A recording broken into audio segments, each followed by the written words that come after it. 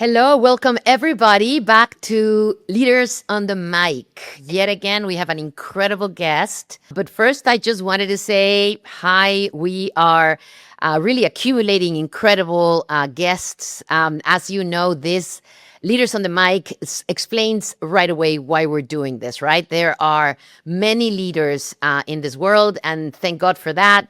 But only some of them use their voice to create a change. And so the ones that we have here are people that are fearlessly and courageously using their voice and their power and everything that they do in order to create a change, in order to create awareness of the right thing, right? Based on truth, based on facts, and then just speaking up and saying, hey, what's on your mind, and backing it up with facts and backing it up with, walk rather than only talk, right? So we're here. We're so excited. And the guest that we have today for you is one of the most inspiring, very young people that I've met. She impressed me from the very moment I met her. You can tell when somebody at her young age is, definitely gifted in terms of the impact that she has and the work that, she puts in everything she does. Her name is Jazmin Murillo, and she is a rising junior at University of Chicago. She has done tremendous work there, and she's going to tell us about it. Jazmin came to us through the program of interns that we have at the LDC. We have an incredible social media strategy that is called Elevate Latinos.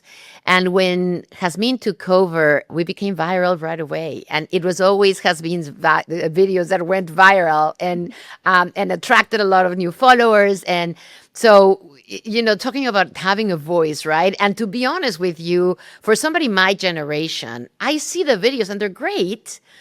But I mean, they just have this superpower that I just don't understand, because they're really good, they're really effective. Young people love them and they come back for more. And so that's when we decided to invite Jazmin to be one of the leaders on the mic, because she definitely has a voice. Welcome to Leaders on the Mic.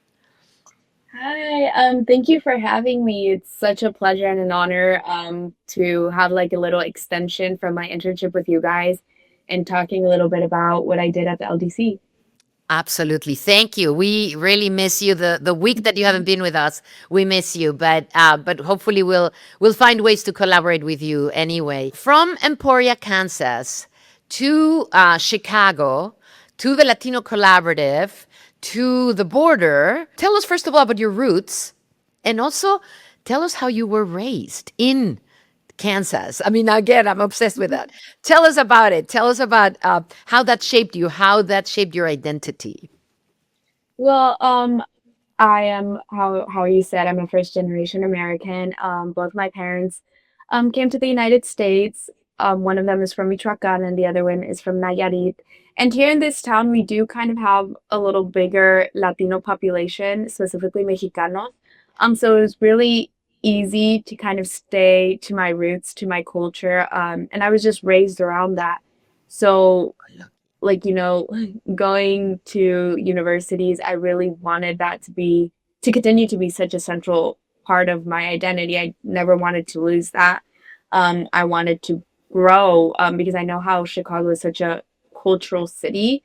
I really wanted to connect, to going to like the different neighborhoods like Pilsen, and really really connect with those roots, so there was no way that I wasn't going to lose them. Wow.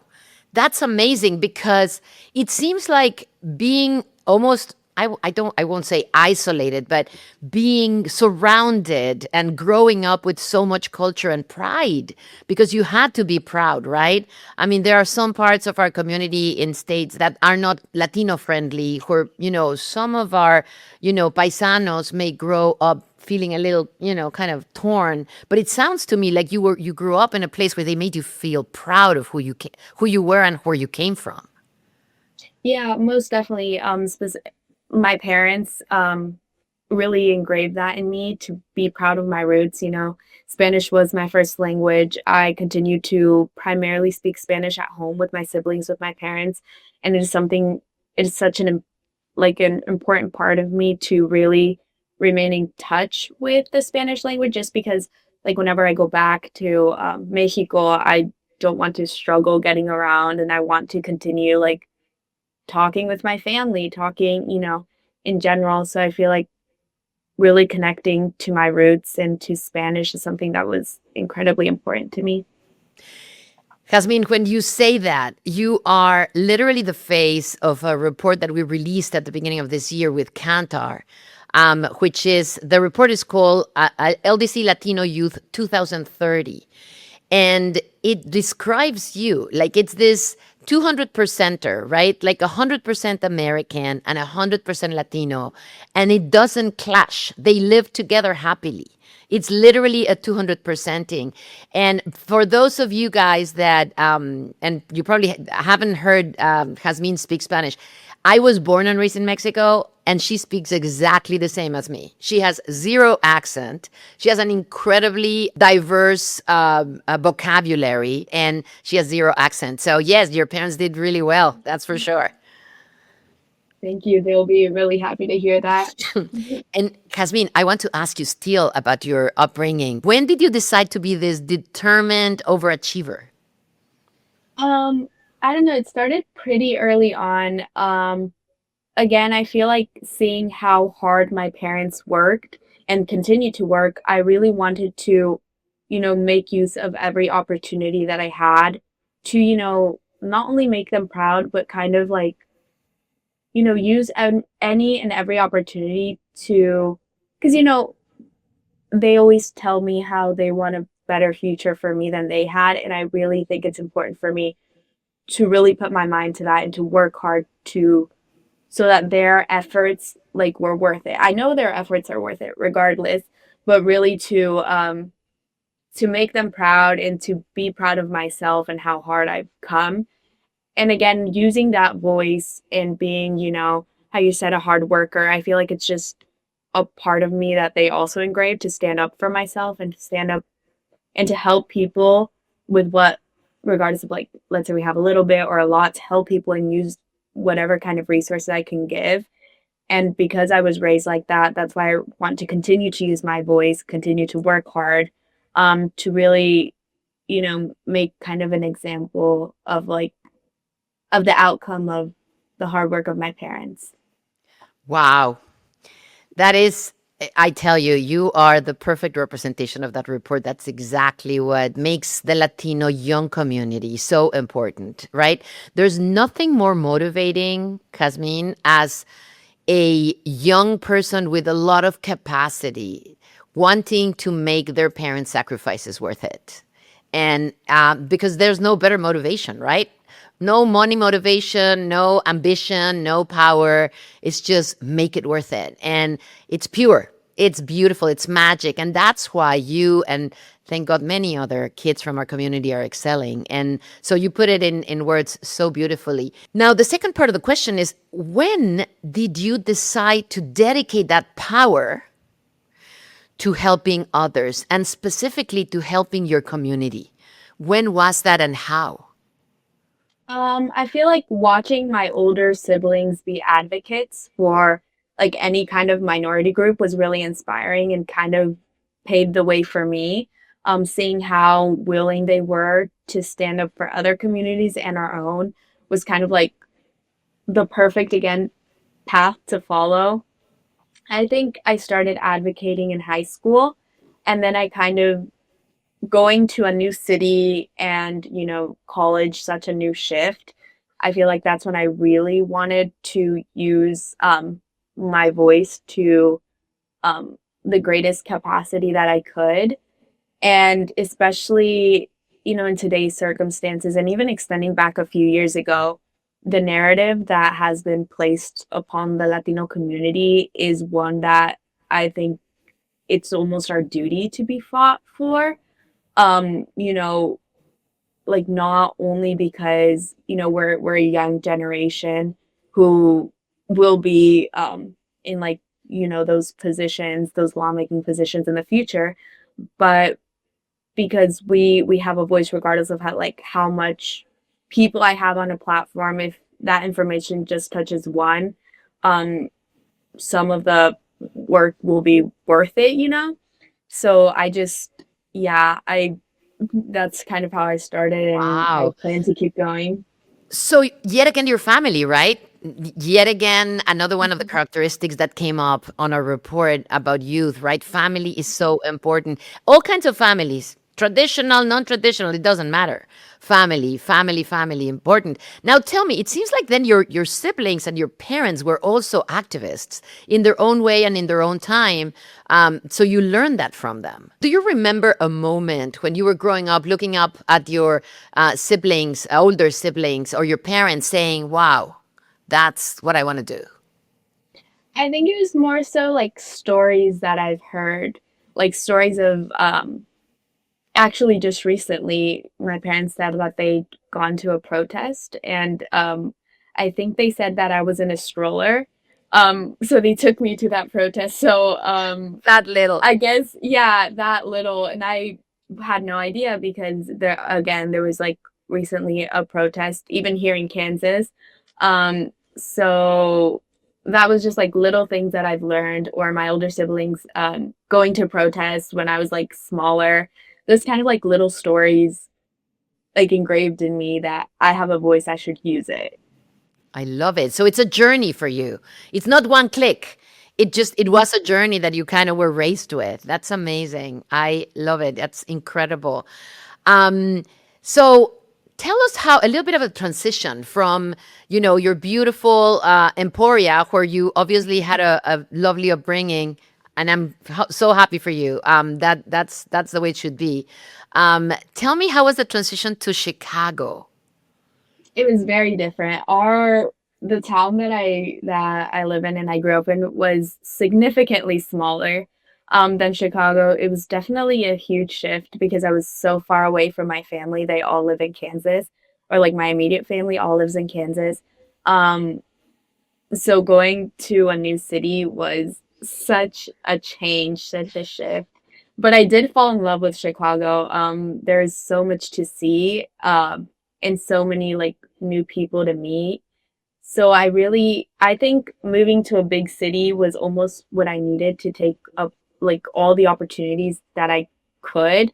I don't think that I would have, if I would have stayed, I might not have gotten like internships to Las Americas, which is a nonprofit I worked for, last summer, or LDC, or even expand my activism as much. So I feel like it was definitely needed. It's so funny. I have kids in college, right? Like that college age. And I was always torn between, having been raised in Mexico City, people stay in their homes and they go to college living at home. And I was always torn between, sending kids out or just like keeping them here, right? I mean, as if it was my choice, because of course they had opinions and, they did whatever they wanted in the end. But I gotta say, you're right. It may be a little bit of it's like throwing kids into the water and then they have to learn to swim. You know how some parents do that.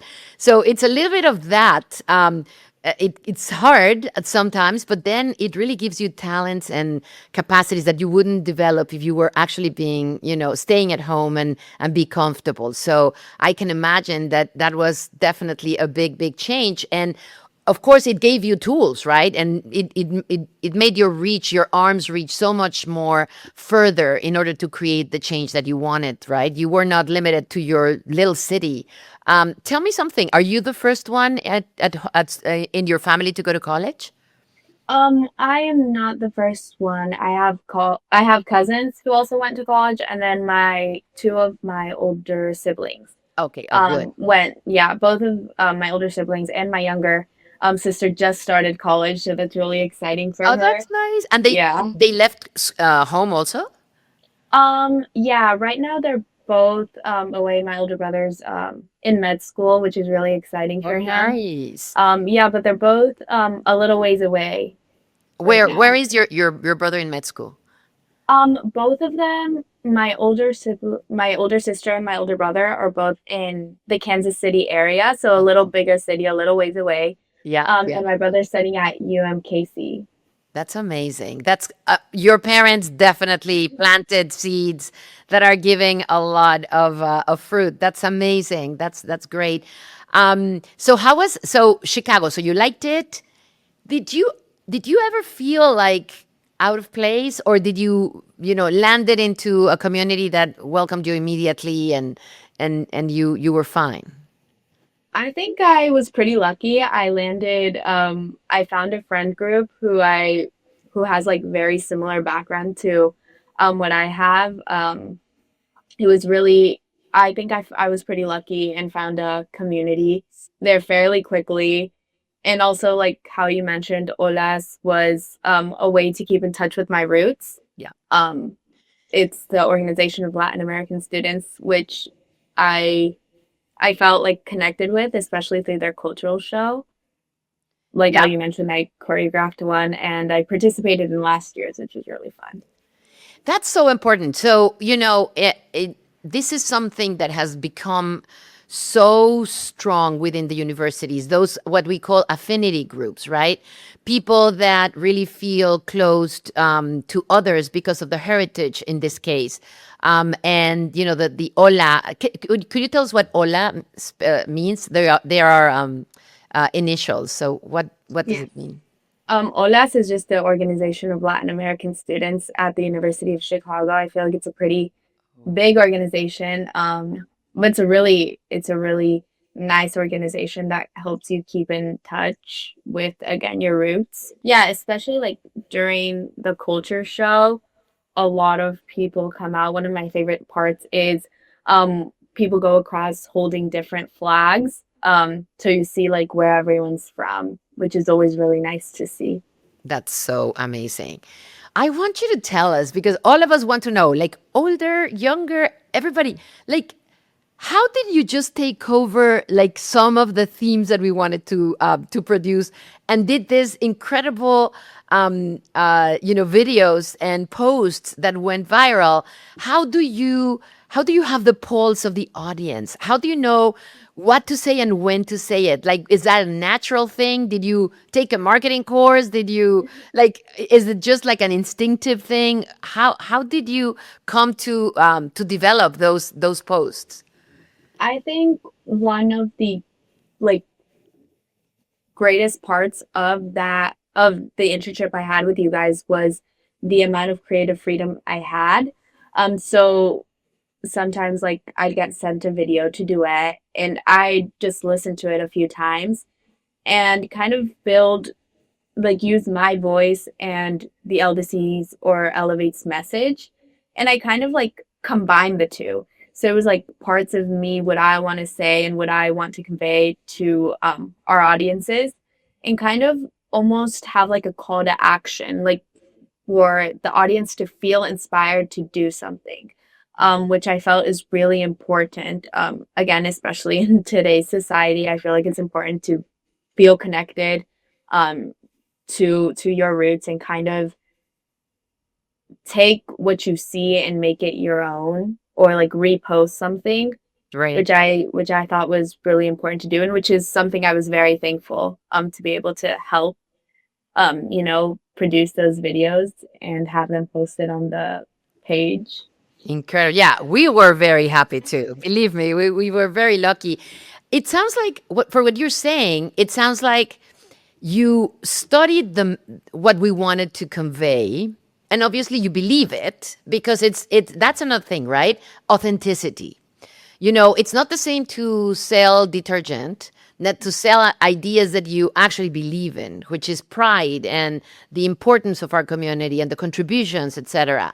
But you are proving to me with your experience what we constantly tell our partners and the CEOs that we speak to, which is you need authentic voices within the communication team because and in our case we're lucky all of us are authentic because all of us are Latinos, but even in brands, for example, or with content creation or with in Hollywood or with politics, right?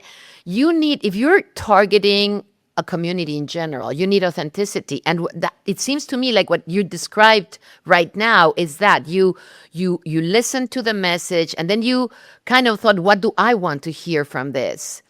And then you were able to communicate with your audience because you gave them what they wanted and you knew what they wanted. It was not sombreros and tacos.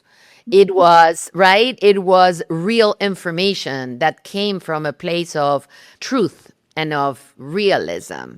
And so, well, I gotta say, we all have to practice. I haven't even dared to try to do posts, because I don't think I'm not the person to do it. But obviously, you knew how to do it, and it's this part of authenticity with smarts that you mix so well.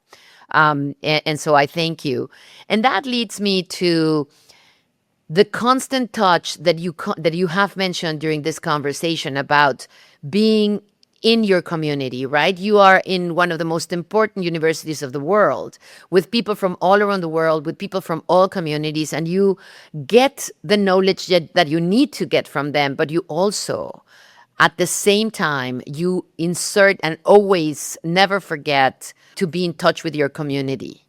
And that's really incredible. And one of the ways that you've managed, you said, was OLAS, the affinity group of Latinos in the university. And Jazmin, I'm going to explain the audience about our LDC Latino College Initiative.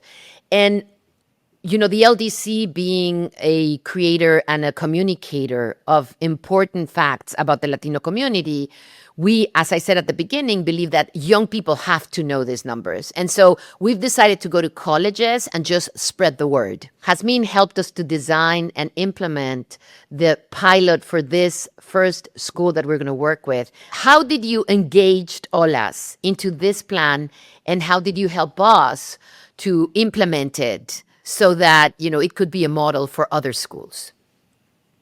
I mean, OLAS, I consider to be a very activist organization. They post a lot about issues in general and also regarding the Latino community. So I thought it was a perfect match for what we wanted to do. They share some of the LDC's similar messages.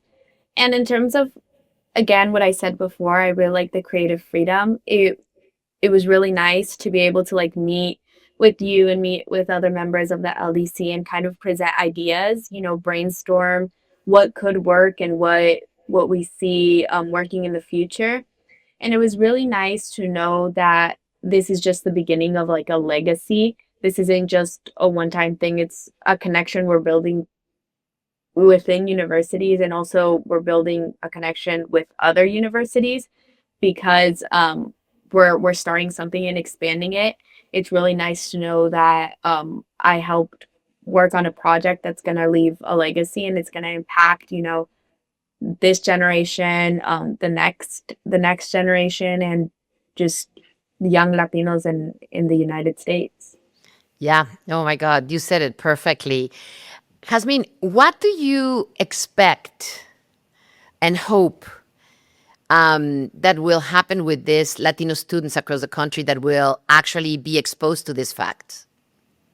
I really hope that other Latino students maybe take on their own advocacy journey. I feel like it is important to use our voice, especially because we are in a position where we can use our voice. These university students were being exposed to a lot of knowledge and a lot of facts that sometimes other people aren't aware of. Maybe other people outside of the Latino community who aren't exposed to these facts. And maybe if they were, people would start to slowly or hopefully very quickly change their minds about the Latino community and stop putting out these false narratives, and debunking those myths that I feel like are very prominent in today's society. Yeah. Oh my God. Absolutely. Were you surprised when you heard the numbers? Some of them most definitely, especially how we are, if we were a standalone economy, we'd be one of the largest ones. That was incredibly surprising to me. I mean, I know obviously we are a huge contributor economically, but seeing those numbers, I feel like is different than just knowing we contribute heavily. Seeing how much we contribute and how the US would collapse without if like all of us left, I feel like is incredibly important for like not only me to know, but for everyone else to see how much we genuinely contribute and how imperative we are to the economy. Yeah, absolutely. And especially has been when you hear the rhetoric, right?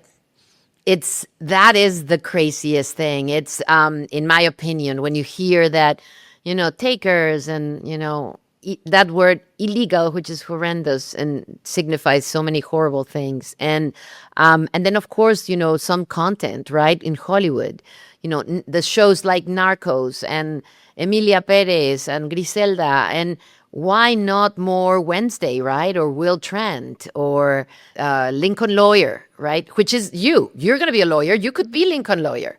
You know what I mean? The next version should be about a woman Lincoln Lawyer. So yes, so that's why these numbers are so incredible. And exactly as you said just now, you knew you contributed. You knew your parents have given to this country a lot. But to think that your parents, because at this point it's your parents still, you guys will contribute even more, and that will become much bigger. All the projections, have shown it. But to think that your parents, with all the peers and all the other people that came to this country and the ones that were here before from our cohort, created the fifth largest economy in the world is just crazy. And for a country to have the fifth largest economy inside, and not treated like royalty, because to be honest with you, we should be treated like royalty. And hopefully one day we will.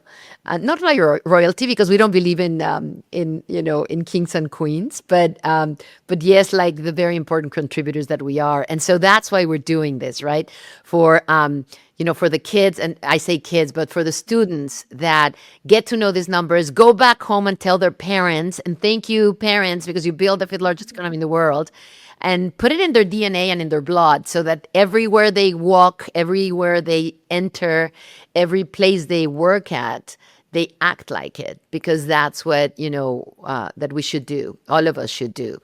So, okay, so I love this. I'm going to get with you a little bit more, especially as a woman, into the balancing of all this. First of all, academic.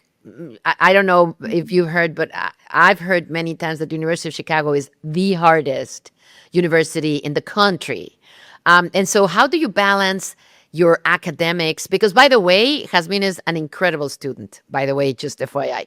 So, the academics with your activism and then your personal life.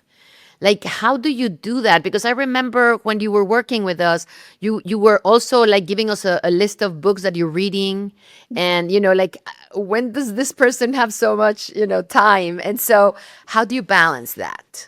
Um, I feel like it's definitely based on schedules. I do have to stick to a schedule that I set, but it's also like having a good support system. And sometimes, I do get a little overwhelmed or stressed out, and just having like friends or family to go and talk to. I feel like it's, again, I'm an incredibly family oriented person, and just like going back and being like, Mom, I'm stressed, or like, or I'm really overwhelmed right now. Having that and just like saying it is really nice. But yeah, finding outlets as well to kind of Like relieve what? that stress. Tell us, like, what is an outlet for you?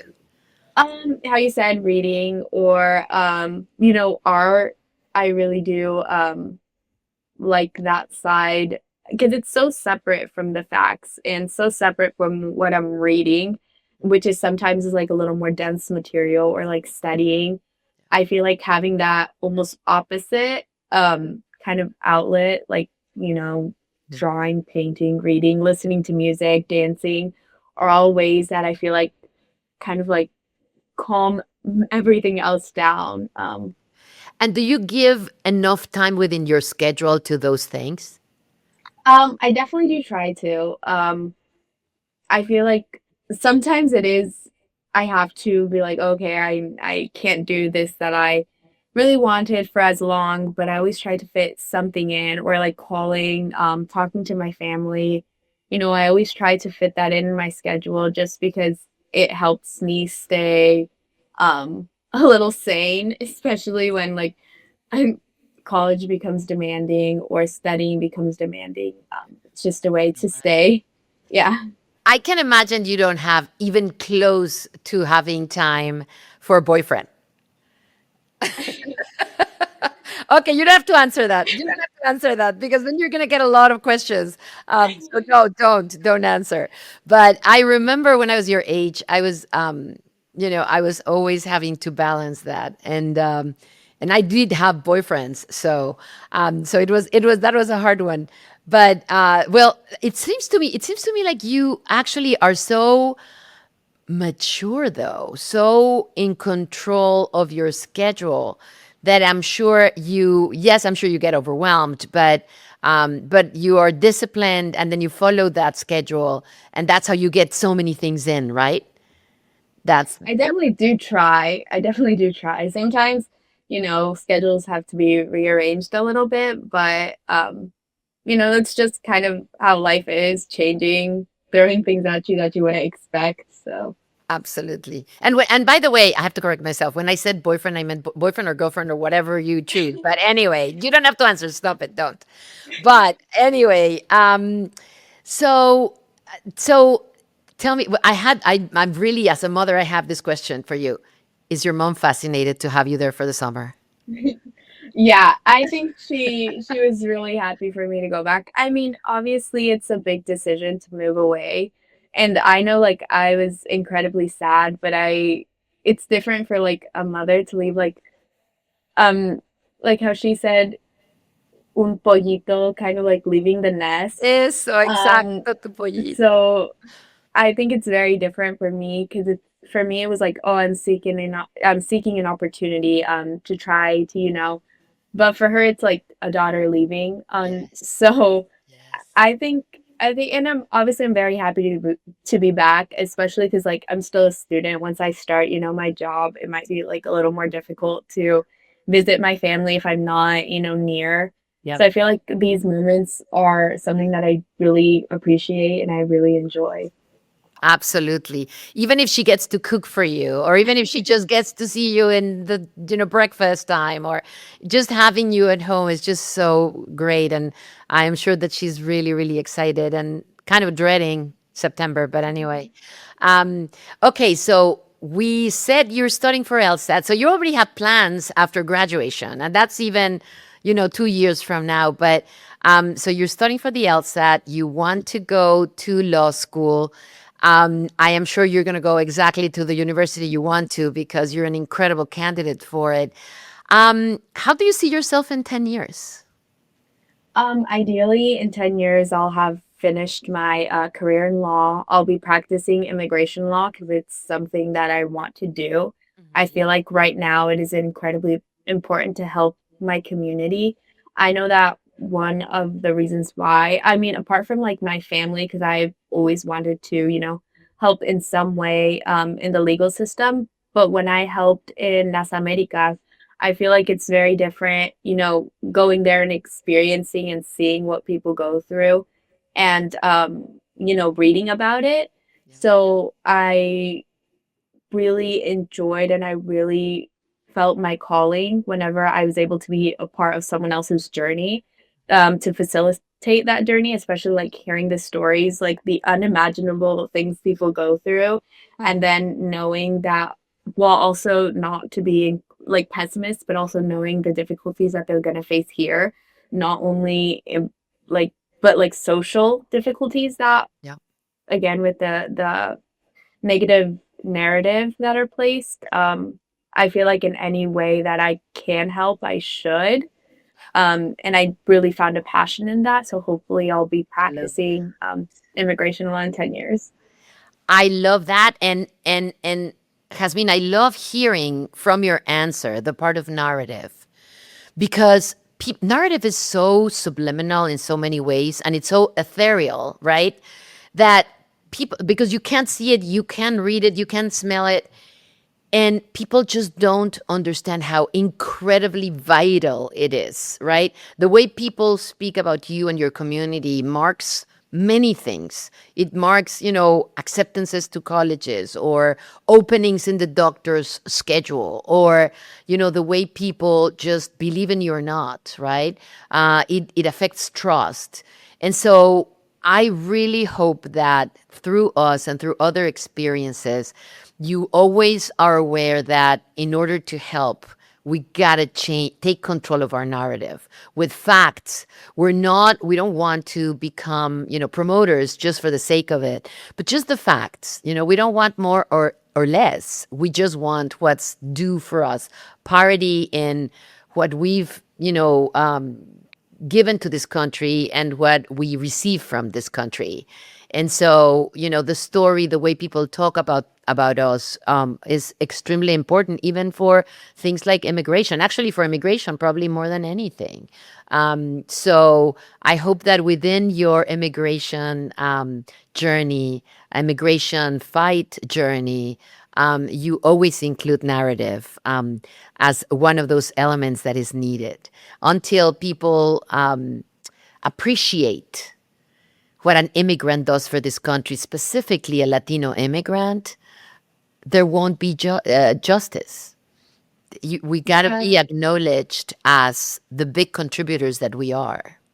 Yeah, seeing, growing up, I feel like it's kind of difficult for people to like hide those negative like talks about Latinos, and just seeing how like hateful people can be was incredibly impactful. Like just the, go back to where you came from, or, people calling Latinos criminals. I feel like that was something that I couldn't fathom, think like seeing so many hard workers around me, seeing the people I grew up with, like couldn't even imagine how anyone could think like that.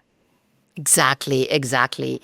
And especially when, the myth and the reality are so completely different. Latinos have one of the lowest criminalities together with Asians, right? So they're saying, we're criminals. No, we have the lowest criminality. They're saying we're lazy. We have the highest employment rate. So the numbers don't lie. And that's what we do. We just create narrative based on numbers and on facts. Okay, that's fantastic. Well, we are running out of time, but I want to ask you a question that we usually ask our guests to finish. So, representation and inspiration in leadership is so important, right? That's what it's all about, right? And it really marks a lot of the narrative about who we are. And we talk about it constantly in this podcast. That's what the title comes from, Leaders on the Mic. In your experience, what piece of advice would you give young aspiring leaders, younger than you? You're so young though, but younger than you, looking to go beyond harmful narratives and build prosperity for themselves, because that's extremely important, and for their communities?